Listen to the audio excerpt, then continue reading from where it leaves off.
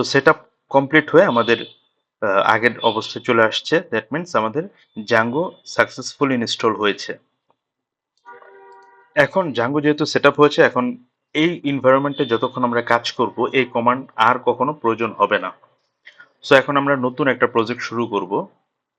নতুন প্রজেক্ট শুরু করার জন্য কমান্ড হচ্ছে, আমাদের এই পর্যন্ত যে কাজ সেটা হচ্ছে ওয়ান টাইম, আর কখনো করতে হবে না যদি এই এনভায়রনমেন্টে থাকি আমরা।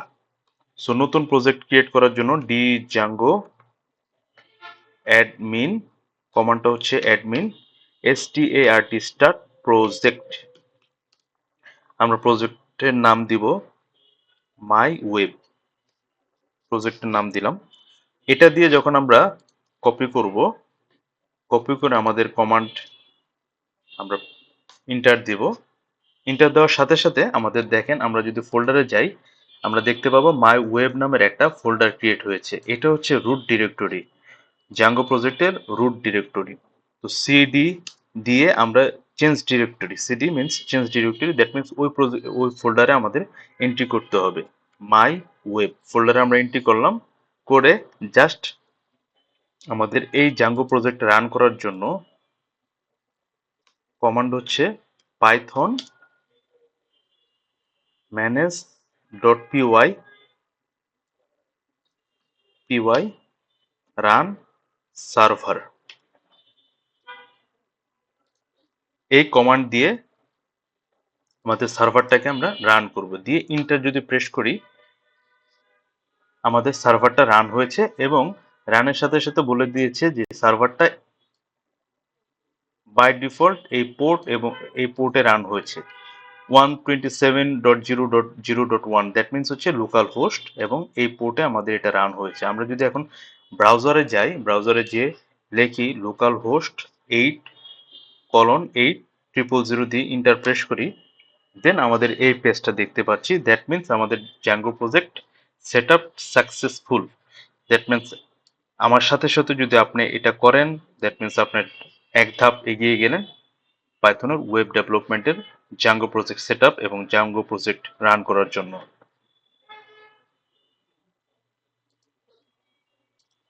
দেন আমরা এটা এই অবস্থা থেকে, মানে এই সার্ভারটা এখন রানিং আছে, এই রানিং থেকে যদি আমরা বের হতে চাই, তাহলে সিম্পলি কন্ট্রোল সি একসাথে চাপলে, এখানে ক্লিক করে কন্ট্রোল সি একসাথে চাপলে আমাদের সার্ভারটা বন্ধ হয়ে যাবে। তখন আমরা যদি রিফ্রেশ করি, আমাদের সার্ভারটা আর পাবো না, আমরা লোডিং হচ্ছে নেই। এটা ক্যাশ থেকে এসেছে বাট সার্ভার বন্ধ হয়েছে। সো আমরা যদি এখানে সিওডিই কোড দিয়ে ডট দিয়ে ইন্টার প্রেস করি, তাহলে এই প্রজেক্টের লোকেশনে আমাদের বাই ডিফল্ট Django প্রজেক্টটা ওপেন হবে। Django প্রজেক্টের যে ফোল্ডার গুলো আছে এটা ওপেন হবে। তো এখান থেকে আমরা দেখতে পাচ্ছি মাই ওয়েব হচ্ছে আমাদের যে মেইন ডিরেক্টরির ভিতরে অনেকগুলো ফাইল অটোমেটিক ক্রিয়েট হয়েছে, একটা SQLite ডাটাবেস ক্রিয়েট হয়েছে এবং manage.py এগুলো অটোমেটিক ক্রিয়েট হয়েছে। এই বিষয়গুলো নিয়ে আমাদের মানে আস্তে আস্তে আমরা দেখতে দেখতে শিখতে করতে করতে আমরা শিখবো। যেহেতু আমি বলেছি যে এটা শেখার জন্য আলাদা কোনো ধরনের নলেজ প্রয়োজন নেই, জাস্ট ফলো মি। দেন সাধারণত Django যেহেতু একটা মাইক্রো সার্ভিস সাপোর্টেড প্রজেক্ট, সুতরাং আমরা যখন কাজগুলো করব তখন আমাদের মাইক্রো সার্ভিসের মতো প্রত্যেকটা কাজের জন্য আলাদা আলাদা সার্ভিস আমরা অ্যাপস ডেভেলপ করে নিব। তো আমরা যেমন ওয়েবসাইটে যেহেতু প্রথমে কাজ করব, আমরা একটা ওয়েবসাইটের অ্যাপস ডেভেলপ করব। তো সেজন্য আমরা এই ছোট ছোট যে মাইক্রো সার্ভিস গুলো একটা যখন কোর প্রজেক্টের ভিতরে করব, তখন ওটাকে বলা হয় অ্যাপস। অ্যাপস গুলো ডেভেলপের জন্য জাস্ট সিম্পলি manage.py লিখে start অ্যাপ দিয়ে অ্যাপের নাম দিতে হবে। যেমন আমি ওয়েবসাইট, অ্যাপের নাম দিচ্ছি ওয়েবসাইট। সিম্পলি আপনারা অন্য কোনো নামও দিতে পারেন। এটা দিয়ে আমরা যখন ইন্টার প্রেস করব, অটোমেটিক্যালি আমাদের একটা ফোল্ডার ক্রিয়েট হয়ে যাবে ওয়েবসাইট, এবং আমরা দেখতে পাচ্ছি ওয়েবসাইট নামের একটা ফোল্ডার ক্রিয়েট হয়েছে, এবং এই ফোল্ডারের ভিতরে Django অটোমেটিক্যালি তার নিজের মতো করে কিছু ফোল্ডার ক্রিয়েট করেছে, যেটা নিয়ে আসলে আমরা কাজ করব। তো আমরা প্রথমে বলেছিলাম যে Django একটা এমটিভি মডেল টেমপ্লেট ভিউ মেথডে কাজ করে। তো মডেল অটোমেটিক এখানে হয়েছে। এই মডেলে যত ধরনের ডেটাবেজের সাথে কানেক্টেড যে থাকবে যে ফিল্ডগুলো সে মডেলে থাকবে। ভিউতে থাকবে হচ্ছে আমাদের কন্ট্রোলার হিসেবে কাজ করে, এবং আমরা একটা এসটিএমএল ক্রিয়েট করব। ধীরে ধীরে আমরা এটা দেখবো আর কি। তো প্রথমে আমরা আমাদের যেই প্রথম যে পেজটা আছে আমাদের যে এই পেজে আমরা আমাদের নিজস্ব ভাষা লেখার জন্য প্রথমে আমরা চেঞ্জ করব। তো এই জন্য আমরা যে ওয়েবসাইট আছে ওই ওয়েবসাইটে আমরা নতুন একটা ফোল্ডার ক্রিয়েট করব। ফোল্ডারের নাম দিচ্ছি আমরা টেমপ্লেটস, TEMPLATES, টেমপ্লেটস। ফোল্ডারের নাম দিয়েছি টেমপ্লেটস, এবং টেমপ্লেটস এর ভিতরে আমরা একটা নিউ ফাইল নেই। ফাইলটার নাম দিই index.html। দেওয়ার পরে আমরা এখানে দিব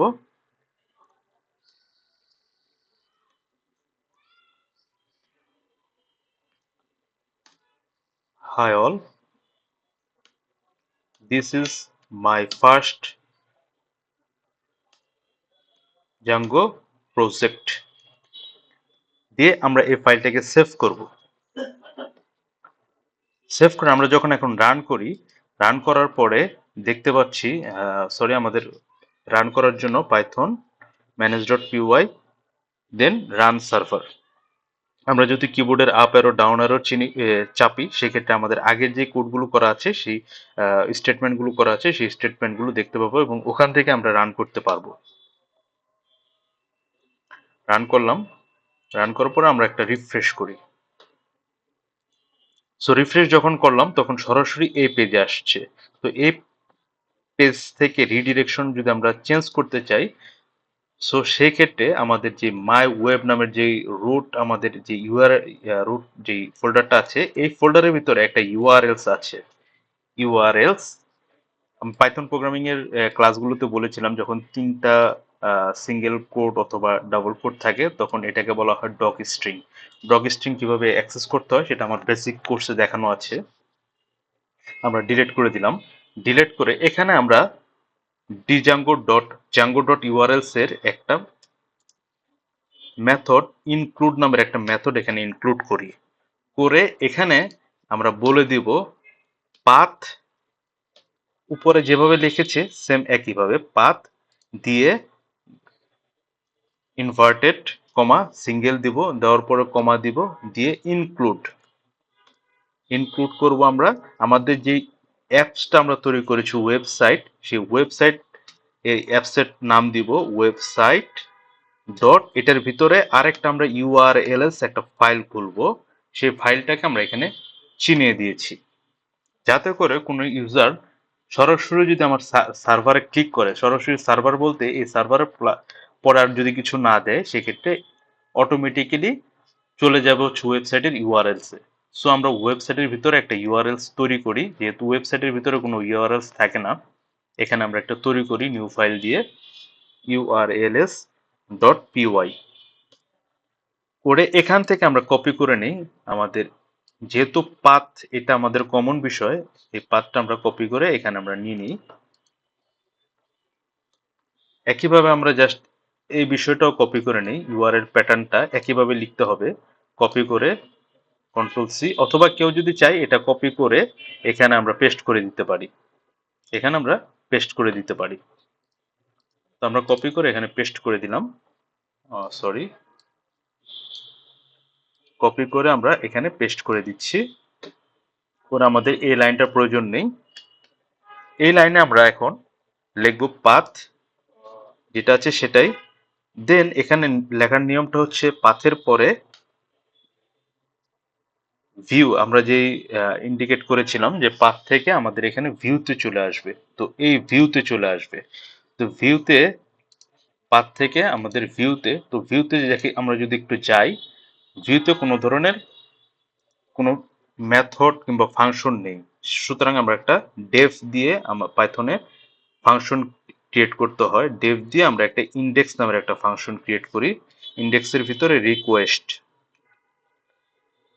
আমরা দিয়ে কলন দিলে আমাদের এখানে ফাংশনের কাজ এখান থেকে শুরু ইন্টার দেওয়ার পরে অটোমেটিক এটা ইন্ডেন্টেশন নিয়ে নিবে, নিয়ে এখানে আমরা রিটার্ন করে দিব। রিটার্ন করে রেন্ডার করবে। রেন্ডার রেন্ডার করবে আমাদের রিকোয়েস্টটাকে,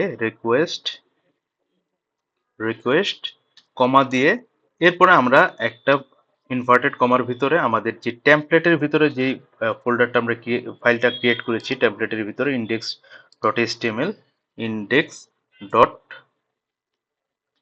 এইচটিএমএল, এই ফাইলটাকে জাস্ট কল করব। এখন সেভ করব। সেভ করার পরে আমরা দেখে নেই ইন্ডেক্সের ভিতরে আমাদের hi all, this is my first Django project, okay fine. এরপর আমরা ভিউতে আমাদের ইন্ডেক্স থেকে কল করেছি। এখন আমাদের ইউআরএল এ যে এখন ভিউ এর যে ফাংশনটা, এই ফাংশনটাকে কল করতে হবে। এই ফাংশনটা পাওয়ার জন্য আমাদেরকে ইউআরএল এ গিয়ে আরেকটা লাইন লিখতে হবে, ফর্ম, যেহেতু ইউআরএলটা ভিউ ইউআরএল যেহেতু একই লোকেশনে আছে, সুতরাং ডট ডট মিন্স এই লোকেশন থেকে ইম্পোর্ট করবে ভিউস। যখন এটা করবে তখন ভিউর ভিতরে সবগুলো ফাংশনই ও অটোমেটিক পেয়ে যাবে। অথবা আমরা এভাবেও আলাদা আলাদা ফাংশনের জন্য আমরা এভাবেও ডিক্লেয়ার করতে পারি ইম্পোর্ট, তখন আমরা ইন্ডেক্সটাকে আমরা কল করলাম ইন্ডেক্স। আর যদি আমরা এভাবে কল করি,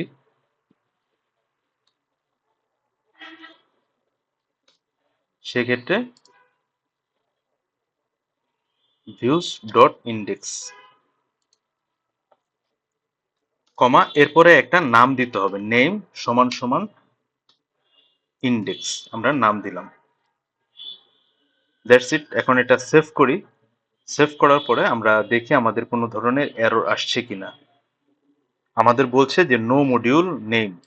সো আমরা যে একটা প্রজেক্ট তৈরি করলাম, আমাদের ওয়েবসাইট নামের একটা যে অ্যাপস ডেভেলপ করেছি, এই অ্যাপসটাকে আমাদের মূল যে কোর প্রজেক্ট আছে এই কোর প্রজেক্টে চিনিয়ে দিতে হবে। চিনিয়ে যাওয়ার জন্য এই মূল প্রজেক্টের ভিতরে সেটিংস ডট পিওয়াই নামের যে ফোল্ডারটা আছে, এই ফাইলটা আছে, এই ফাইলের ভিতরে গিয়ে ইনস্টল অ্যাপস, এই অ্যাপসের ভিতরে জাস্ট ইনভার্টেড কমার ভিতরে আমাদের এই অ্যাপসের নাম দিয়ে দিতে হবে ওয়েব সাইট, দিয়ে একটা কমা দিতে হবে, সেভ করতে হবে।